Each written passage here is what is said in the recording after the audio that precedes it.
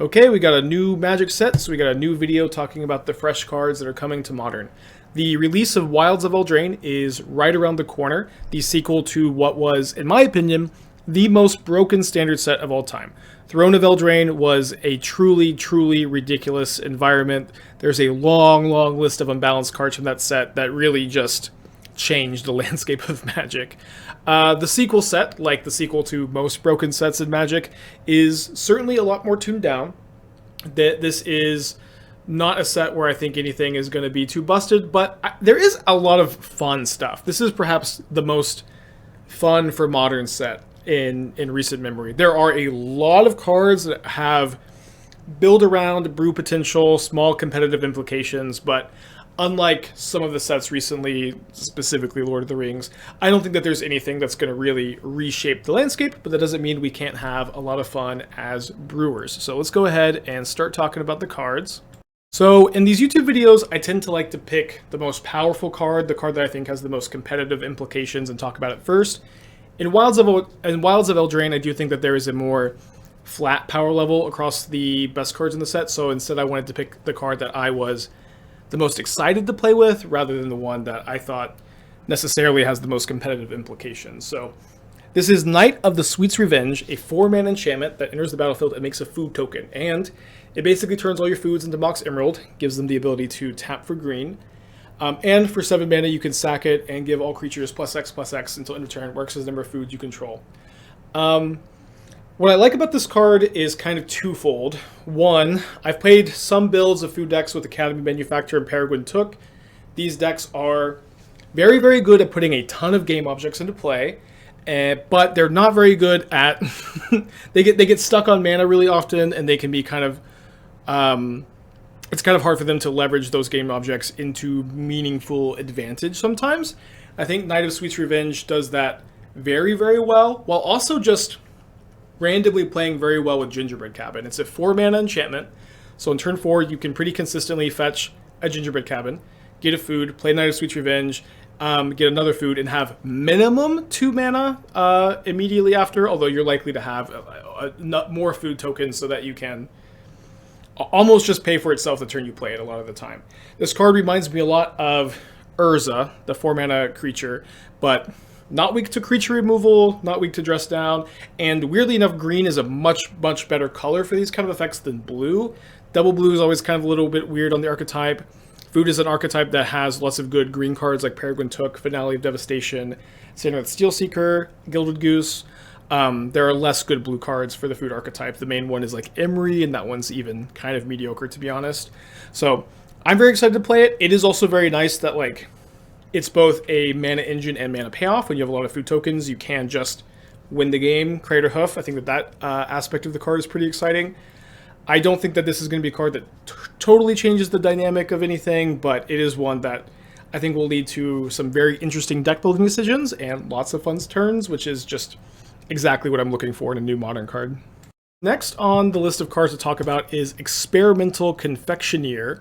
This is something I completely missed when I was going through my set review, but thanks to a tweet from Frank Karsten, I got alerted to this combo of a Confectioner plus Peregin Took. So Confectioner, when it enters the battlefield, you make a food token. Whenever you sacrifice a food, you make a rat token that can't block. And then Peregin Took says whenever one or more tokens will be created under your control, you make that plus that many foods. And you can sacrifice 3 foods and draw a card. So if you have Confectioner, Took, 3 foods, you make 3 times the number of cards in your library worth of rats. Because whenever you sack those 3 foods, you get 3 rats. Those 3 rats give you 3 foods. And you can just go through your deck doing that. The 60 rats or 90 rats or whatever will be good enough to win most games. They won't be good enough to win every game, but it's a pretty interesting combo. I like that you can Collected Company or Unearth into both of those creatures. I like that they're green and black and kind of want you to play with Collected Company and Unearth. We're definitely going to try it. I think it has a lot of implications. Like you can also kind of pair this with Sam combo. You can put this in a few different shells, and I think it's going to be pretty interesting. So again, thanks to Frank Karsten for finding this, because I think I likely would have missed it for a long time. Control players might also be getting a little bit of a buff with Up the Beanstalk. This is a 2-mana green enchantment that whenever it enters the battlefield or when you cast a spell with mana value 5 or greater, you get to draw a card. This card has, like, obviously very interesting applications with Fury, Solitude, Leyline Binding. Very, very powerful removal spells that do trigger Up the Beanstalk's card draw ability while costing you 1 or 0 mana most of the time. I put Nissa here too, Nissa Resurgent Animist, not because it's a card that triggers Up the Beanstalk by itself, but it's a card you're basically always going to play Nissa with Up the Beanstalk. If you're going to play Up the Beanstalk, you probably have 3 or 4 Nissas in your deck because 1, you're in green, and 2, you really, really want to find your Furies and Solitudes. So I think Bant and Naya are both going to be pretty interesting spots for this effect. I think that this is a card that, like 5-6 years ago, basically never would have also drawn a card on ETB, but also would have never been playable.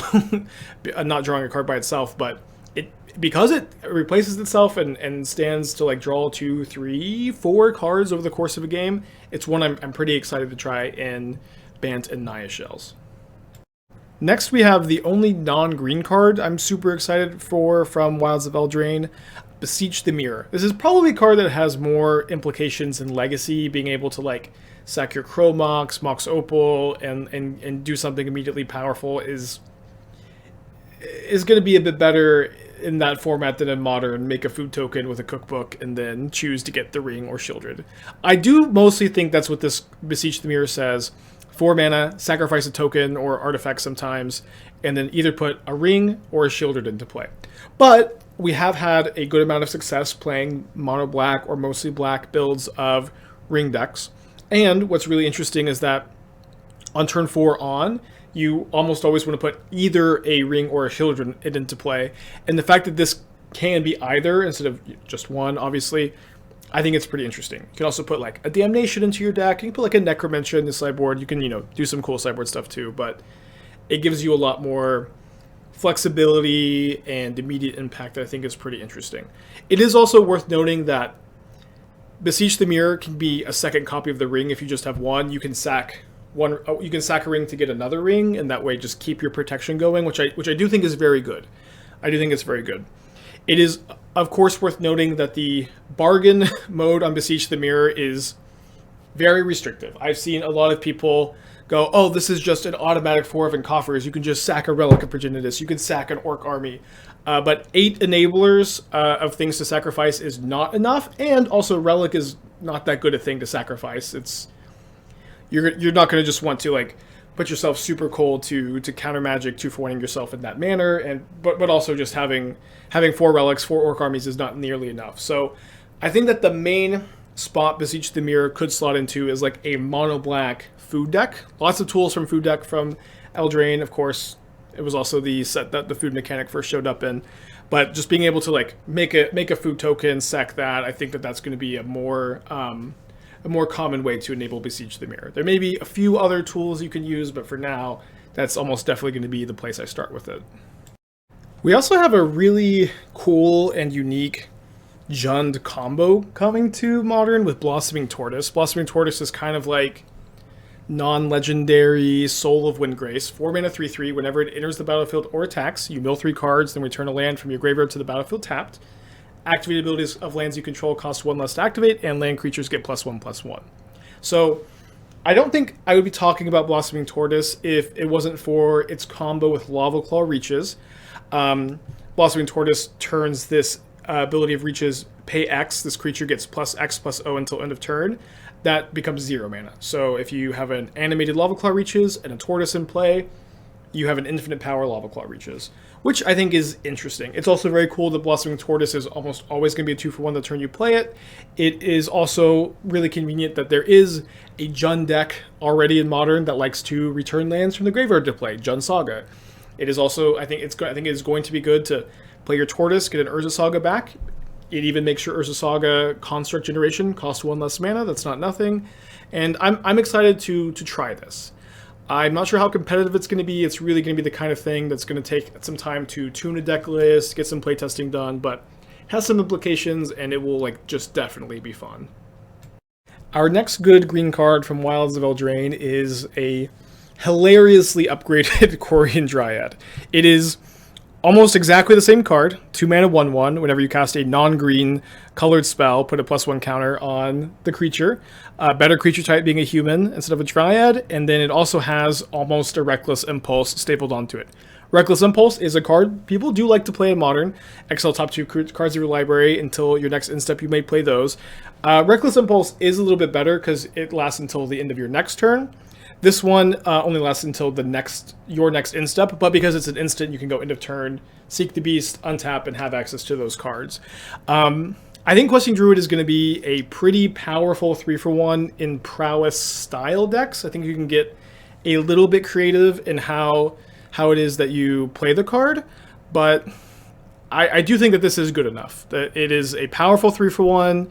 It is a lot of card advantage and a pretty beefy creature if you build your deck correctly.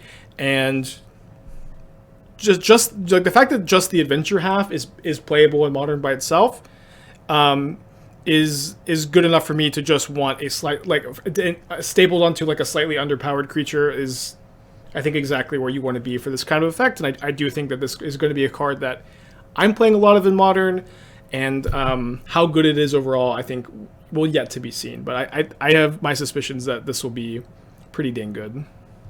And last, but certainly not least, about the most excited for Wilds of Eldraine cards is Mosswood Dreadknight. This is a card that if I had seen it 10 years ago, I would have lost my mind. I would have just thought Wizards was completely out of it. Seeing it now, looking at it mostly just through the lens of Modern, I think I love it. I think I just love everything about it. This is a 2 mana 3/2 with trample. When it dies, you can cast it on from your graveyard as though it was an adventure until the end of your next turn. Also, if you cast an adventure creature with adventure, you get to cast the creature half. So this card is basically an unkillable 3/2. It's one that you can exile, but any amount of combat damage, burn, or destroy target creature effects is just not going to permanently deal with this. And while you're having a hard time dealing with it, it is drawing you an extra card every time you cast Dread Whispers. It's obviously a somewhat mana-intensive play to cast the 2 mana 3/2 trample, cast the Dread Whispers, but you get to do it over and over and over again. It's like, what's good about most adventure creatures, like Bone Crusher Giant, Lovestruck Beast, is that you get a lot of value for both cards spread over the course of 2 turns. And you get 2 cards in one, but they're both like a little overcosted. Mosswood Dreadknight kind of takes that concept to the next level, where you just get to do it over and over and over and over again. And drawing a card for 2 mana and losing a life and making a 3/2 trample for 2, neither of these things are something you're super excited to do in Modern, but I'm pretty excited to do it every single turn. Obviously, you're going to want to play this in Jund-style decks. I don't think that this card is powerful enough to draw you into straight green-black over Jund, just because the red cards are so good, but we'll see. I will definitely be casting this card soon, and hoping that it plays as well as I am wishing it will. So, sort of in the next tier below, cards I'm most excited for, cards I'm a little bit skeptical on, but we'll definitely be playtesting with, we'll definitely be brewing with, and casting on stream some. Are Elvish Archivist, Agatha's Soul Cauldron, Virtue of Knowledge, Rankle's Prank, and Regal Bunnicorn. These are all cards that I think are interesting, and I am having a hard time evaluating how it is they're actually going to play in games of Modern without casting them first. First one I want to talk about is Elvish Archivist. This is a 2 mana 0/1. Whenever an artifact enters a battlefield under your control, you get 2 counters on it that only triggers once a turn, but it is worth noting that with Urza Saga, if you make a Saga token on your opponent's turn, you get an extra 2 counters. In addition to that, whenever an enchantment enters a battlefield under your control, you also get to draw a card, but that is also, of course, only once a turn. What I like about this card is that specifically Hardened Scales and Jund Saga both incidentally play a lot of artifacts and a lot of enchantments. Jund Saga has Saga and Fable of the Mirror Breaker if it wants it, and Scales has Hardened Scales and Urza Saga, so you just have like 8 ways to draw cards with it, in addition to lots of artifacts to make this a really beefy creature. It is a 2 mana 1 toughness creature in the Orcish Bowmaster format. Time will tell if this is something you can still do, but I will definitely be giving it an honest try. Agatha's Soul Cauldron is a card that is certainly very hyped at the moment. I definitely have it, I think, a little bit lower than some other people do. It is the kind of card that kind of tricks you into thinking it's going to be really interesting, really impactful. Of course, I could be wrong. Maybe that goes without saying. But to me, I think there's maybe a little bit too much work that goes into Agatha's Soul Cauldron. So this is, you may spend mana as though it were mana of any color to activate abilities of creatures you control. Creatures you control with +1 counters on them have all activated abilities of all creatures exiled with it. And you can exile a creature from a graveyard, your opponent's graveyard's 2. And when a creature card is exiled this way, you can put a counter on a creature you control. So this can do a lot of very powerful things. If you have a Yawgmoth in your graveyard, that's kind of like the biggest thing. You can just turn any creature in Yawgmoth deck into a Yawgmoth. You can turn your creatures into Grists, and you actually have some weird backdoor combos where if you can make it to where something enters with a counter and you have a Grist in the yard, you can all your creatures become Grists. You can activate the Planeswalker abilities, which is weird, them being creatures, but you can just put a loyalty counter on them, which will make a plant, and then if that plant can enter with a counter somehow, you make another plant, and you go kind of crazy. And then in Hardened Scales, you can make all your stuff a Walking Ballista or an Arcbound Ravager. And I agree that all of this sounds very powerful, but is it going to be an optimal card to put in your modern decks? That's something I'm a lot less confident in, where these kind of effects are the most valuable against decks like Scam or Murktide, decks that don't have exile-based removal, and decks that the games go long against, where your opponent's going to kill your Yawgmoth, they're going to kill your Grist, they're going to kill your Scales cards, and then they'll go to the yard, and then you can get this going. The problem is, I don't think this card really does anything against decks like Tron or Titan or any Living In, any of these linear decks in the format. It's very, very slow, and your opponents are not going to enable it for you. And the problem is, enabling it by yourself, by getting the stuff in the graveyard, is just not very free. You have to jump through a lot of hoops for it, I think. This card mostly is going to play well in long, grindy games against removal. So is it going to be a sideboard card you play in Yawgmoth against Scam and stuff? Maybe, but also they have a lot of graveyard hate. I don't know. I'm going to give it a try. Could definitely play better than I think, but for the most part, I think it's going to be a powerful but suboptimal card to include in Yawgmoth and Hardened Scales. Next up is the newest Panharmonicon variant, a ETB triggered doubler 5-mana enchantment that also has a pretty interesting 2-mana adventure half. This is a card that I kind of initially dismissed when I was first reading it, but after kind of thinking about how this card might play through games of Modern, I'm kind of on board. I think this is mostly going to be a card that goes into Omnath Shells, although there may be another deck that you can put it in after some experimentation. And mostly I think it's just pretty interesting that the adventure half, copy target activated or triggered ability you control, is either going to be 2-mana ramp you or 2-mana copy a removal spell. You can copy a Leyline Binding trigger, you can copy a Teferi minus, you can copy a fetch land to get an extra land into play, you can copy a Solitude trigger, and it does so pretty cheaply. This is not an effect that you would just put in your deck by itself, but that is almost never the case with adventure cards, right? You're playing it because it is both and not just one, and after you get that small amount of value, or pretty good amount of value in the case of some of the removal, you just get to slam a 5-mana Panharmonicon. People play Elesh Norn. Is this going to be better than Elesh Norn? Maybe. I'm not sure. It's blue for Force of Negation and Subtlety. Also kind of interesting. There's a lot going on with this card. It's also notable that this is a 2-mana spell that you could play in a Karuga deck. So, Respect the Cat has these kind of 5-color Karuga shells, 4-color Karuga shells that this could slot into also, and I'm excited to give it a go. Next up we have Rankle's Prank, which is a card that I really, really like and I think is really powerful. The problem is the kind of decks that Rankle's Prank goes in are not usually very good. This is 4 mana, choose one or more of these modes. You can choose all 3 if you want, and you can choose 1 if you want. Each player discards 2 cards, each player loses 4 life, each player sacrifices 2 creatures. So, in an ideal world, your opponent is going to have 2 creatures in play, you're going to have 0. Your opponent is going to have 2+ cards in your hand, you'll have 0. And this will be a 4-for-1. You'll sack 2 creatures, they'll discard 2 cards. And sometimes, especially if you're the more aggressive player in the matchup, you also get to dome them for 4, which is not nothing. I do think, again, the deck, like the smallpox style decks that this card would be good in, usually not very strong. And also, if you're going to put smallpox in your deck, which is the card this is the most comparable to, you don't often want to play 4-mana spells in those kind of strategies. But I really want this card to be good. I do think it does a lot of things well. I like that it doesn't get Veil of Summered also, but for me, I think it's just that the strategy that this card goes into is probably a little too underpowered, even with this edition. But maybe one day we'll get something else that buffs those kind of smallpox decks. We also have a card that this is maybe one of the biggest question marks for me, Regal Bunnicorn. It's a 2-mana star with power and toughness equal to the number of non-land permanents you control. So this has the potential to get gigantic very quickly in a modern deck.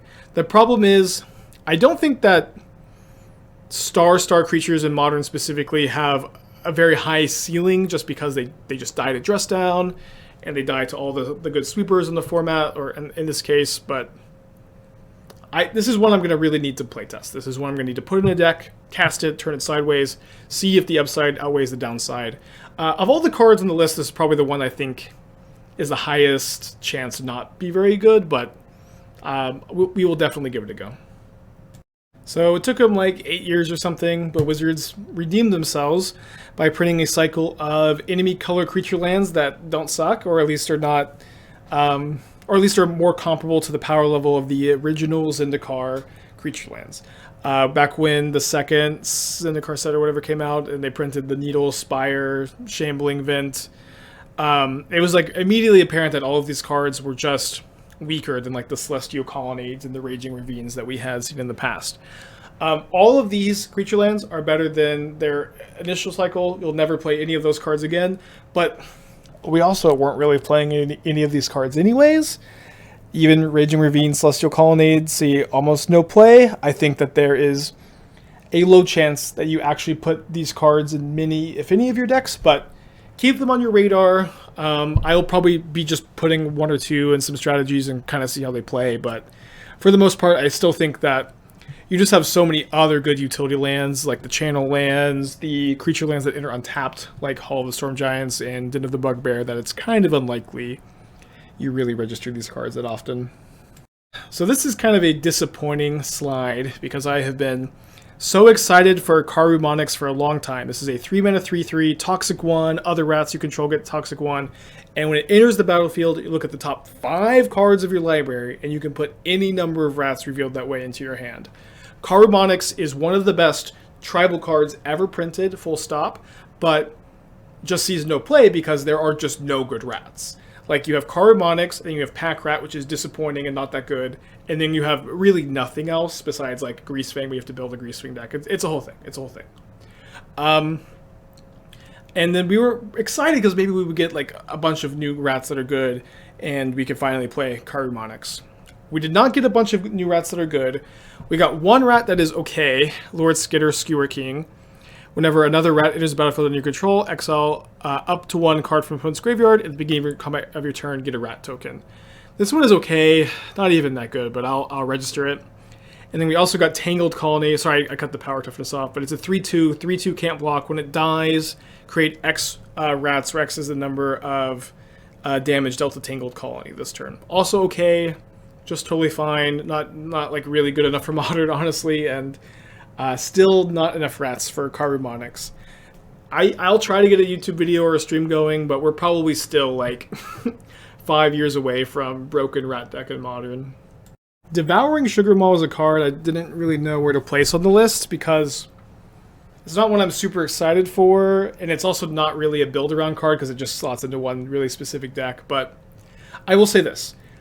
Basically, every new set we get, people will show me a random 4, 5, 6 mana spell. I'd be like, Spike, is this card good in Glimpse?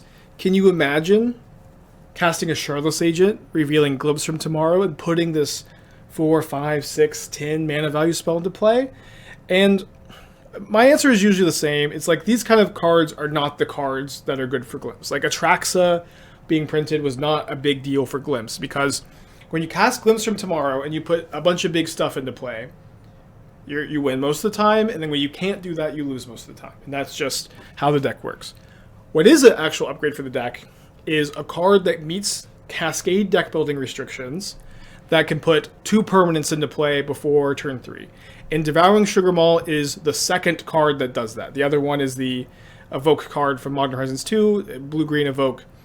Put two clues into play, and now this card does that too. For 2 mana, instant speed, which is pretty good. You put a human token and a food token into play. And then it's also not a terrible size creature to glimpse into. It's a 6/6 minutes trample. I think you'll be able to untap it pretty easily, and you probably won't ever need to untap it twice. And so this is actually a good glimpse card. This is sincerely something that buffs the archetype a little bit instead of just random giant thing to put into play. Okay, and so now we move kind of into that next tier, that bottom tier of cards. I'm willing to talk about the archetype upgrades. These are things that kind of slot into an existing deck. The deck might be good, the deck might be bad, but it's going to be a small marginal upgrade, sometimes even just an option that maybe doesn't even make the cut. The one that like will actually see a lot of play, but is also incredibly boring, is Not Dead After All. It is just a slightly better Feign Death. It's basically exactly the same, but when your creature dies, your opponent loses a life too. And so when you lose to the 1 life trigger from Not Dead After All, it'll be really annoying, but for the most part, it's just another Feign Death and won't really change the it will not change the dynamic of Modern very much at all, but it will also immediately be one of the most played cards in Modern, which is very funny. We also have Elusive Otter, which is a possible prowess threat. I don't think that this card is that exciting in the sense that maybe it's a little bit better than Sprite Dragon, Dreadhorde Arcanist, or Soulscar Mage, and you end up playing it in the prowess deck instead of those cards. I do like that. I guess I should read the card, huh? It's a 1/1 prowess. Creatures with power less than Elusive Otter's power can't block it, and then you also have an adventure side that is X green. Distribute X1 counters among any creatures you control. In a prowess deck in Modern, you will not X will be 0 most of the time that you cast this, I think. It is cool that it is green trigger prowess, and then you can cast a prowess creature after that. But the front half of this card is also pretty good. Like it's mostly unblockable, and an unblockable prowess creature is pretty good. Obviously, the big problem with this card is that 1 toughness right there in the Orcish Bowmaster format. Obviously, one toughness on a prowess creature matters less than on a regular creature, but it still does matter, and I think that's going to make it a very, very marginal upgrade, if even an upgrade at all. So I wouldn't really sweat too much about Elusive Otter. Maybe it surprises us, but that's my current evaluation. We also have Royal Treatment, which is a really good protection spell. A creature you control gains hexproof until end of turn, and then it permanently gets +1/+1 and ward 1.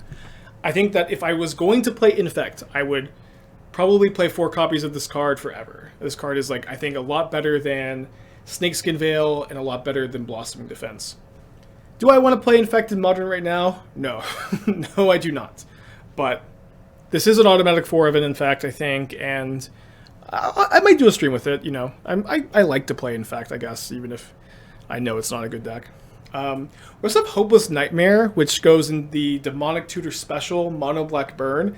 If you haven't seen it, it's a deck that plays Chancellor of the Dross, which you can reveal in your opening hand, drain your opponent for 3, and then Soul Spike, which pitches 2 black cards to drain your opponent for 4, and you can pitch your Chancellor. This is a 1-mana enchantment, enters the battlefield, the opponent loses 2 life, and they discard a card, and when it's put into the graveyard from the battlefield, you scry 2, and so you can like sack it and scry into another burn spell in the late game. I think you probably played in the Archetype. The Archetype it's really not that bad either, honestly. I've watched Demonic Tutors play a lot of the deck and win a lot with the deck too, and I don't know, I also kind of want an excuse to play it, and hopefully this is a good enough excuse. We also have Hearth Elemental, which is a card a lot of people are excited about. I'm not that excited about it, honestly, unfortunately. It is a 6-mana 4/5 that costs 1 less for each instant, sorcery, or adventure in your graveyard. And for 2 mana, you can discard your hand and draw 2 cards. I think Hearth Elemental will probably be good in Dredge, specifically. I'm not sure exactly how it compares to Cathartic Reunion or the other Cathartic Reunion, if discarding your whole hand is better than discarding 2, drawing 3. My initial inclination is that it's not, but you can still play this card in some number anyways. And this card will like basically always just be 1 mana after you've dredged a few times, not because you have so many instants and sorceries in your deck, but more so just because you'll have milled 30 cards, and 5 of them will be other Hearth Elementals, Tormenting Voice, Otherworldly Gaze, these kind of cards. And having a 1 mana 4/5, just that extra beef and dredge is definitely something worth looking into. So these were the kind of good archetype upgrades. These are the bad ones that I want to talk about anyways. We have Ingenious Prodigy, blue and an X for an 0/1 human wizard with Skulk that gets a +1 counter for each mana you spend on X. And at the beginning of your upkeep, you can remove a counter, and if you do, draw a card. The only time I can ever envision playing Ingenious Prodigy is as a as a tutor target for Ranger Captain, as a way for you to get a big card draw spell, big beefy creature if you're flooding and you have Ranger Captain in your deck. Could maybe do that in like a Bant Heliod Shell too. Overall, not a card I really expect to register that often. There's even a good chance I play it in a Ranger Captain Shell, immediately feel like it's bad and never play it again, but want to at least put it out there to you as a tool for your own brews and deck building. We also have Godric, Cloaked Reveler, 3/3 Human Noble Haste, and if you've triggered Celebration, which is 2 or more non-land permanents entering the battlefield under your control this turn, including itself entering that turn, it turns into a 4/4 Flying Haste Dragon. I only even bring this up because I think that humans could want to play this as a 3-drop. I think it's likely better than Mantis Rider. If you just go like Godric, Violent, a 2-drop, attack for 4 Flying Haste, that could be pretty good. And I also only even bring that up because Mantis Rider did recently top 8 a Modern Challenge in humans, and I think that this is a small upgrade, but not one to really spend too much time sweating. Twinning Twins is basically only an option, I think, for like the Karuga Omnath deck. Just another way to Swift Spiral, exile target non-token creature, return it to the battlefield under its owner's control at the beginning of next end step. This is a good way to scam your Solitudes and your Furies while not breaking Karuga's deck building restriction and still getting a beefy 4/4 Flying Vigilance Ward on the adventure half. It is kind of cool that the Swift Spiral exiles like Urza Saga tokens and like Fog's attacks and stuff, but for the most part, I don't even really expect it to make the cut in that deck. Hornlock Whale is another one of these like adventure card that meets like Karuga and Cascade deck building requirements. It is kind of cool. It puts a attacking creature on the top or bottom of its owner's library, owner's choice, and then is like a really big beefy 6 mana flash 6/6 Ward 2. But I have a hard time imagining a deck like Rhinos or Karuga would want this, but I do kind of want to put it out there, and I do think that there is some percentage of the pilots of those decks who will reach for a card like this or Twinning Twins like some percentage of the time. As usual, we also have some relatively boring sideboard cards that I want to put in your deck building toolbox, but you don't even usually end up reaching for these all that often. Stormkeld Vanguard is probably the one with the most impact. I think this is specifically a disenchant effect that you could look for in Amulet Titan sideboards. It is a disenchant that you can search up with Summoner's Pact, and it's a big beefy creature that you can cast if you are flooding out, which I think has some implications and is maybe better than like Foundation Breaker and Amulet Titan, and maybe not. I'm not really the Amulet Titan expert you should be asking. You should be asking like Dom Harvey or Fran or someone. We also have Shrouded Shepherd. This is a 2-mana 2/2 ETB target creature gets +2/+2, but you would really play this in your sideboard if you felt like 2 mana opponent's creatures get -1/-1 is really good. And it is nice that that effect comes with a creature attached, even if it is a pretty bad one. We also have Break the Spell. This is 1 mana, destroy target enchantment, and if a permanent you control this way was destroyed, draw a card. I could see you playing this like in white Urza Saga decks that want 1 mana destroy enchantment, which happens sometimes, but very rarely. And it's just kind of cool that like you can cycle this if you target your own Urza Saga before it goes to the graveyard. Very, very small, but sometimes it is these really small sideboarding deck building tools that push things over the edge a little bit, and it's just kind of important to stay on top of these kind of effects because they get printed so quickly and it's just easy to forget which ones do which. Okay, and then here I kind of have a curated list of cards I think have some implications in Pioneer and not Modern. I don't really want to spend like any time on this here. You can let me know if you like really want a video specifically on these cards and some of the other ones for Pioneer. I think for now I just kind of pull them on the list. If you're a Pioneer brewer, here are the cards I have curated for you. I'm just not going to spend time in this video talking about them, but I at least wanted to pull them up for you. We've got Kellen the Fey-Blooded, Callous Sellsword, Scalding Viper, Bramble Familiar, Toadstool Admirer, Decadent Dragon, Ruby Daring Tracker, Cruel Somnophage, Pollen Shield Hair, and the Iron Crag. The biggest probably being the Iron Crag. It's the first 2 mana rock that just taps for mana unconditionally in Pioneer. So that is the video. This is all the cards for Modern, and a fun Easter egg Pioneer list at the end from Wilds of Eldraine.